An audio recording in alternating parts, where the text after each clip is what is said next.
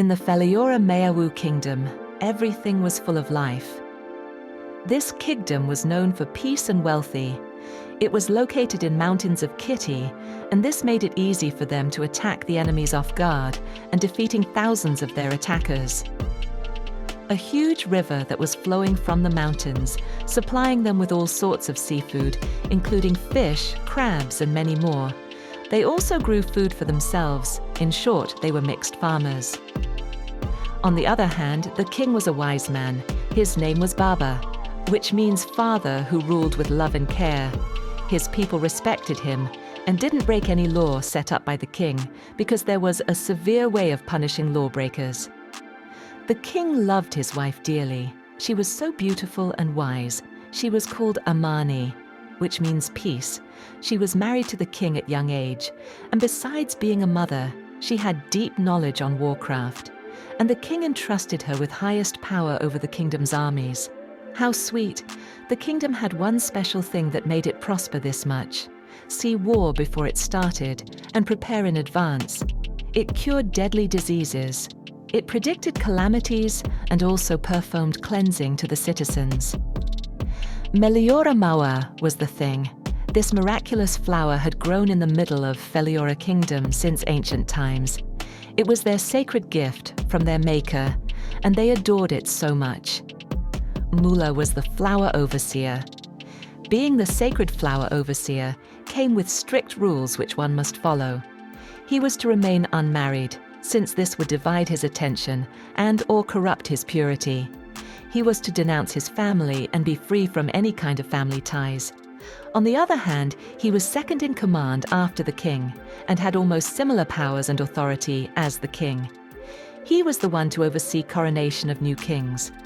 He was elected and anointed by the council of elders by pouring a special liquid from the flower on his head. If he was a straightforward person and intelligent, the liquid would flow down his face from the head. But if he was not accepted, the liquid would just stick in his hair, and the hair would never grow again, and a mark would be left labeling the person as a rejection, which was so shameful. The sacred flower was heavily guarded, and Mula was the only person supposed to enter in the garden where it grew. Even the king could not enter, if anyone dared to enter, because of the flower's power. They would just melt and disappear without traces.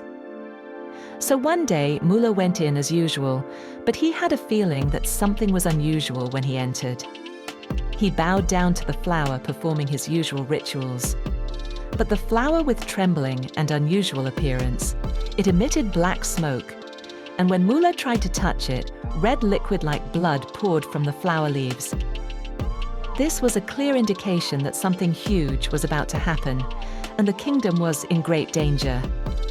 Mula, the overseer of the sacred flower, trembled and shook in fear, for it had taken quite a long time for the flower to show these kinds of unusual signs. He sighed and performed his closing ritual. Mula walked out very fast. This time he didn't even wait for the guards to open the gate. He just used his special powers, and out he got. Even the guards and Mula's apprentice were surprised. He went to the king directly, from the way he walked. Not walking, not running, and sometimes not even responding to the curtsy of the guards and maids. Everyone could tell that something was not right. Mula reached the inner palace and found the king walking around his palace, and he was restless. When he saw Mula's walking behavior, it explained and confirmed his fears. The king had been having nightmares, and he discussed them with his wife, who had assured him everything was under control. But here stood Mula, with fear written on his face. Mula bowed down and greeted the king. The king commanded him to rise and report, hiding his fears and acting courageous as always. He never wanted any of his people seeing him in fear. Now, Mula explained to him what he had seen. He also explained in deep the meaning of the signs from the sacred flower. Mula bowed and left the king after a long discussion. The king commanded him not a word of it was to be leaked to anyone, and that everything should remain normal as the council discusses the way forward. This was to ensure that the citizens don't panic or leak key information to the outside world. But before the council, the king had to inform his wife first, since he was the commander of the armies in his kingdom. the king summoned his queen, who was walking around the kingdom with her maids. As the stay in touch for our next episode, click like, subscribe and share.